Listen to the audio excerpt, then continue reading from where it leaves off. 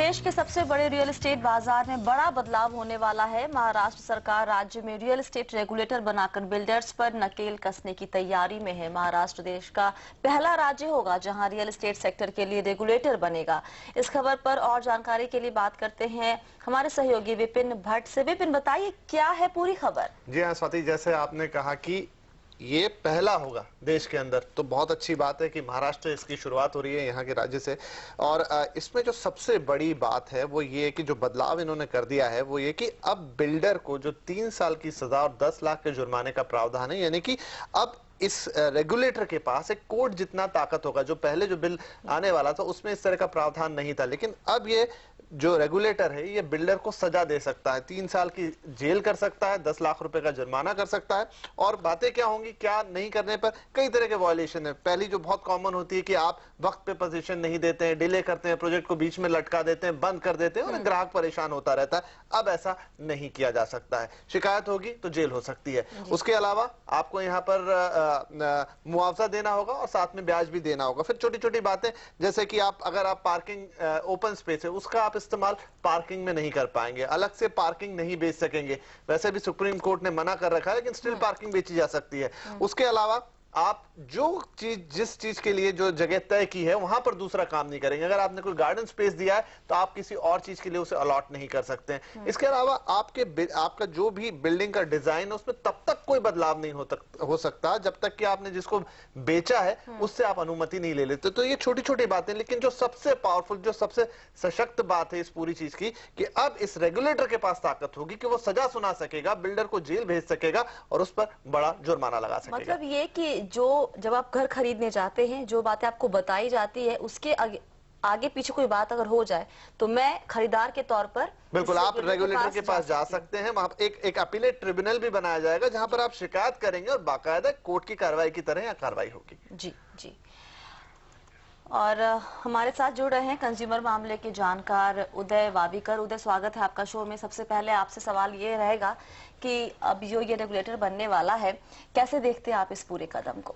स्वाति, मैं तो स्वागत करूंगा, मगर आपको ये जानकारी नहीं होगी कि जब ये बिल पहले आया था बिल्डरों को मुहर दी गई थी कि ओपन पार्किंग स्पेस बेचा जाए। उनको ये भी मुहर दी गई थी कि प्लान्स में चेंज बदलाव कर सके और बिल्डर सिर्फ रेगुलेटरी अथॉरिटी की परमिशन लेके प्लान बदले। मैं तो स्वागत करता हूं कि ये जो चेंजेस अभी इन्होंने लाए हैं वो महाराष्ट्र फ्लैट ओनरशिप एक्ट में सुप्रीम कोर्ट ने Maharashtra state commission consumer courts जो है, नेशनल कमीशन जो है राष्ट्रीय आयोग कंज्यूमर का है, इनके सारे जजमेंट को, जैसे पंचाली कोऑपरेटिव का जजमेंट है पार्किंग स्पेसेस ओपन नहीं बेचा जा सकता है, ये सब लाके इन्होंने अंदर इसके किए हैं। खास करके इसकी एक खासियत जो है, जो अच्छा ये कर रहे हैं, वो ये है कि इसके अंदर अगर आपको एक प्लान दिया गया और वो प्लान अगर बिल्डर बाद में, बॉम्बे में तो ये होता ही रहता है कि आपको एक प्लान दिया जाता है और फाइनल प्लान कोई अलग होता है, टोटली अलग होता है, कोई एम्यूनिटीज नहीं दी जाती। अगर अभी बिल्डर बदलाव कर देगा, जैसे कि आपके सामने एक क्लब हाउस है और क्लब हाउस को चेंज करके दूसरी बिल्डिंग आ जाएगी, तो ये बदलाव नहीं अलाउ किया। जुर्माना बढ़ाया गया, पर प्रॉब्लम ये था, समस्या ये थी कि मोफा को मॉनिटर करने वाली अथॉरिटी नहीं थी।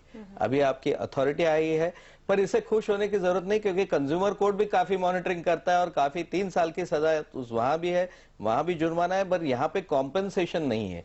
वहां पे कॉम्पेंसेशन है, आपको मेंटल हैरेसमेंट और अगेनी के लिए मिलता है कंज्यूमर एक्ट के अंदर। तो ये भी बदलाव इन्होंने करना चाहिए, वो बहुत जरूरी है। दूसरी बात, जो छोटी छोटी बातें हैं इस पे भी इनका ध्यान होना बहुत जरूरी है। जैसे कि एरिया अगर है तो जो कारपेट एरिया आज मोफा कह रहा था, ये कहने रहे एरिया कितना होगा, बिल्डअप होगा या कारपेट होगा, क्योंकि बंबई में तो एक नई चीज आई है, यूजेबल कारपेट एरिया। अभी ये यूजेबल कारपेट एरिया मतलब आपका फ्लावर बेड इसके अंदर आ गया, आपकी लिफ्ट पैसेजेस आ गए, आपकी प्रोपोर्शनेट लॉबी आ गई। तो मतलब अगर आपका यूजेबल कारपेट एरिया 1000 है तो आपका कारपेट 500 ही होगा। तो यहाँ ग्राहकों को फंसाया जा सकता है। अभी तक रेगुलेटरी अथॉरिटी के बिल में मुझे यहाँ कहीं नहीं दिखता है। प्लान्स ठीक है, बट प्लान में क्या आप कारपेट कंपलसरी कर रहे हो, ये आना बहुत जरूरी है। उदय जी, दूसरी बात ये कि इसको जो एक कोर्ट के बराबर जो ताकत देने की बात कही गई, जब कहा कि खुद सजा सुना सकता है, तो ये जो क्लॉज अब इसमें डाला है, तो इससे इसकी पावर कितनी होगी? क्या ये डायरेक्ट जुर्माना कर पाएगा और सजा सुना पाएगा, और फिर अगर कोई डिफेंड करना चाहे तो कितना आसान होगा? उनकी जो सोच है वो बड़ी अच्छी है, मॉनिटरिंग अथॉरिटी आ गई है। मगर आपने बहुत सही सवाल पूछा। अगर मैं कहूं कि कंज्यूमर एक्ट में पहले जब आया था तो एग्जीक्यूशन का प्रोविजन ही नहीं था। कोई भी ऑर्डर आप मिले और उसका अगर एग्जीक्यूशन यानी कि उसको आप कन्वर्ट नहीं कर सके एक्शन में, तो उसका क्या मतलब है? तो हमें क्रिमिनल कोर्ट में जाना पड़ता था, सिविल कोर्ट में जाना पड़ता था। इन्होंने अभी भी क्लैरिफाई नहीं किया है कि 3 साल की सजा कौन और कैसे देगा। आज कंज्यूमर कोर्ट में धारा 27 के अंदर कंज्यूमर कोर्ट का प्रेसिडेंट मेट्रोपॉलिटन मैजिस्ट्रेट बन जाता है और कंज्यूमर कोर्ट 3 साल की सजा देता है, बेलेबल वारंट निकालता है, नॉन बेलेबल वारंट निकालता है। पूरी criminal CrPC summary trials 261 onward जो सेक्शन है वो चलती है। तो ये ट्रायल का प्रावधान इन्होंने करना चाहिए, नहीं तो जेल कैसे करेंगे, कौन करेगा? अगर आप कहेंगे कि भाई हम तो ऑर्डर दे दिए, आप अभी क्रिमिनल कोर्ट में जाओ, कसाब का नहीं होगा तो आपका कब होगा?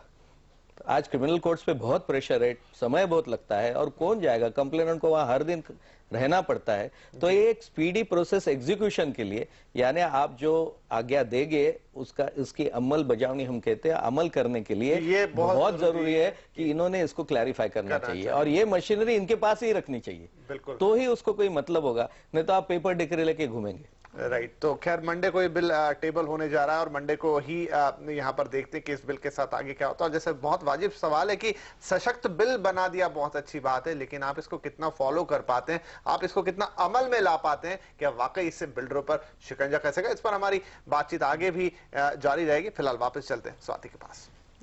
शुक्रिया विपिन। और वक्त है